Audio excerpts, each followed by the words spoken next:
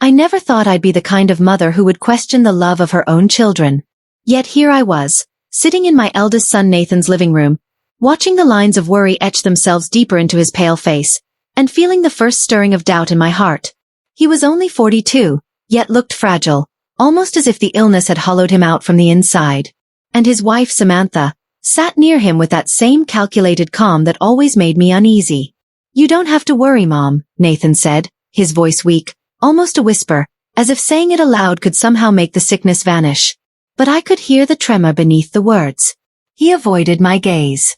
He always did now, and it made my chest tighten.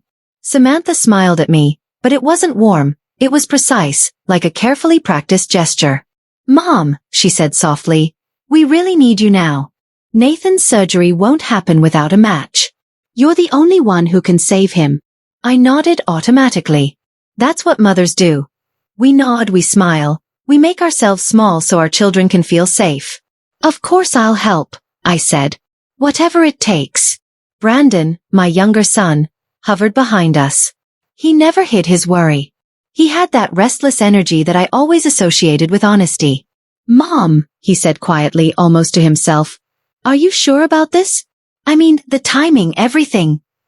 I smiled at him, trying to mask the unease curling inside me. I have to save Nathan. Isn't that obvious? But something in the way he avoided Samantha's gaze told me he had doubts I wasn't yet ready to face. The first hint came from Oliver, my 8-year-old grandson. I had been keeping a careful watch on him, because children rarely lie about fear. One afternoon, while Samantha was in the kitchen, he slipped into the living room and sat on the edge of the sofa next to me.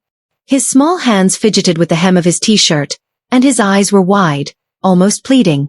"Grandma," he whispered. "Mommy, she gives him medicine that makes him feel worse, not better." I froze, the cup of tea I'd just poured trembling in my hands. "What do you mean, sweetie?" I asked, keeping my voice calm.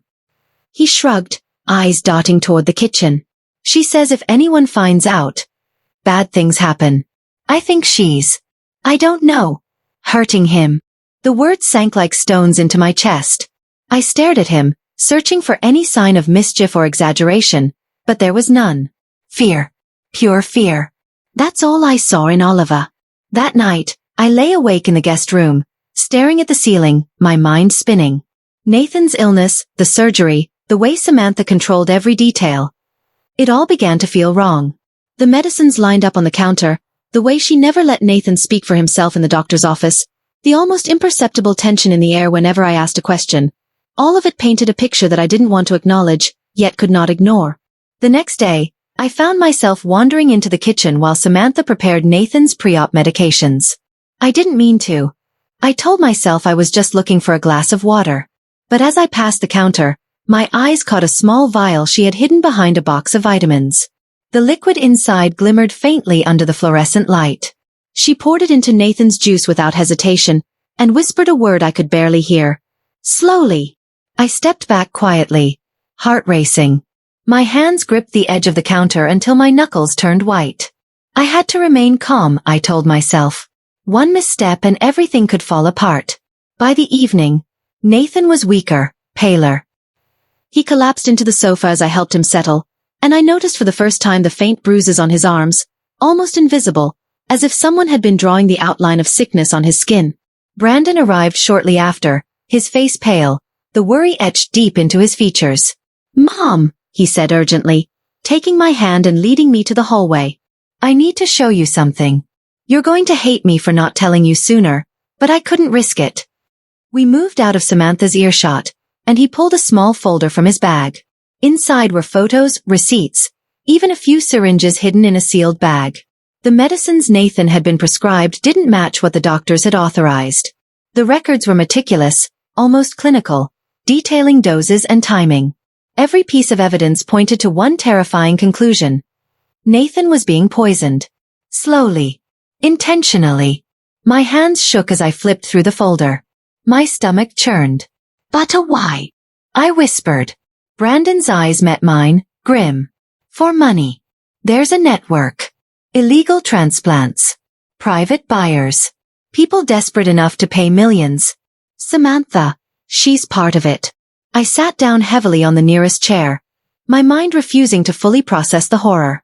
My eldest son, the boy I had raised from infancy, being deliberately made ill so someone else could profit? And I, his mother, was supposed to willingly offer my kidney to save him? The thought made my head spin. That night, I returned to Nathan's house and put on the mask of the obedient, loving mother. I smiled at Nathan, pretending ignorance. "I'll be here," I whispered, stroking his hair. "Everything will be fine." Samantha, of course, was there, watching me with a smile that didn't reach her eyes. She adjusted Nathan's pillows, checked his foreline, and poured the medicines into small cups like she was performing some sacred ritual. I kept my distance, watching every move, cataloging everything. Every tilt of her wrist, every whispered word, every slight pause. I memorized it all. Oliver crept into the room again that night. He perched on the edge of the bed, hesitating, then whispered, "Grandma, be careful. She watches everything." "I know, sweetie," I whispered back. "But we'll be careful together." By morning, the hospital called to confirm the transplant schedule. My hands trembled as I packed a small bag. I held Nathan's weak hand, trying to convey hope that I didn't feel. He looked at me with a trust that nearly broke me, but I had to remain composed. Knowledge was dangerous now. One wrong word, one wrong gesture, and the entire plan could collapse. That day, as the nurses prepared me for surgery, the room smelled of antiseptic and fear. Machines beeped softly, counting down each second like a heartbeat I couldn't slow.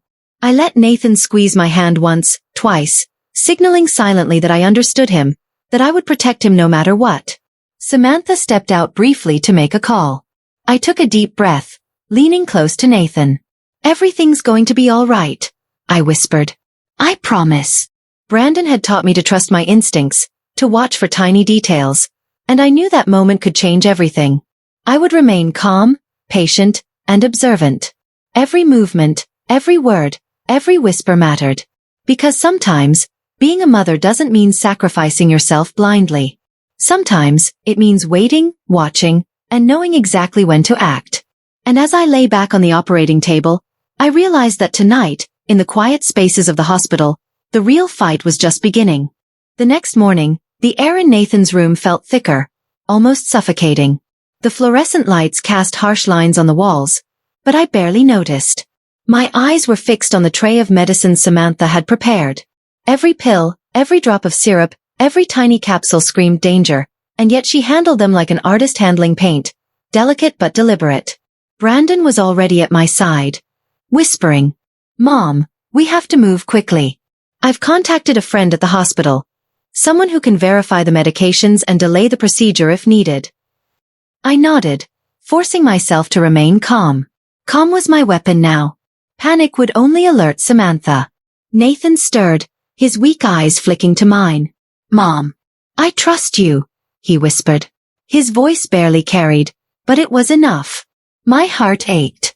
He was too weak to fight for himself, and yet he still worried about me. I leaned closer. "You don't have to worry about anything, Nathan. Not today." Samantha returned, her eyes sharp, suspicious. She noticed the slight tension in my posture, and the way Brandon lingered near the door. "Everything okay?" she asked, voice honey-sweet, but I felt the edge beneath it. "Yes, just helping Nathan with his breakfast," I replied, carefully keeping my tone light. She smiled but didn't step closer. Instead, she turned and continued her careful ritual of checking the foreline and placing the medications on the counter. I watched her, memorizing every movement, every gesture. It all had to be perfect. Any slip, and everything could be lost. Brandon slipped a folded envelope into my hand when Samantha's back was turned. "Evidence," he whispered. "Photos, receipts, notes she keeps. Everything we need to stop this." I nodded discreetly, hiding it in the folds of my cardigan. Then came the moment I had been waiting for, and dreading at the same time. Nathan's surgery was scheduled to begin in an hour, and the hospital staff was preparing him for transport. I sat beside him, holding his fragile hand, and felt a surge of protectiveness I hadn't known I was capable of. Samantha leaned over, adjusting his pillow. "You're so brave, Nathan," she said softly. "And thank your mom. She's a hero." I smiled at her, but inside, my mind was sharp and calculating. Hero. That word felt like poison. She had twisted it into her tool, a mask for control. As Nathan was wheeled out of the room on a gurney, I followed closely behind, Brandon at my side. My eyes never left Samantha. She lingered near the doorway, her smile steady, but her hands trembled slightly. A hint, a small crack. Enough for me to notice. In the hospital corridor, we met the hospital administrator and the physician who had been reviewing Nathan's case. Brandon stepped forward, calmly presenting the envelope of evidence. Photos of medications, receipts, detailed notes. Enough to show a clear pattern of deliberate poisoning. The doctor's eyes widened as he reviewed the documents. This is serious, he muttered, shaking his head. We need to stop the surgery immediately and alert the authorities. Samantha's face lost its perfect mask in a flicker, her eyes widening with panic. She opened her mouth, but no words came out. Her control had cracked in an instant. Police officers arrived within minutes, moving swiftly. They confronted her, and the panic in her eyes was unmistakable. Nathan's weak protests faded as he realized the truth. He was being freed, saved from the very danger that had been masked as care. Brandon held my hand tightly as the officers escorted Samantha away. Mom! You did it, he whispered. You saved him. I let out a breath I hadn't realized I'd been holding. Relief, yes, but also a strange lingering exhaustion.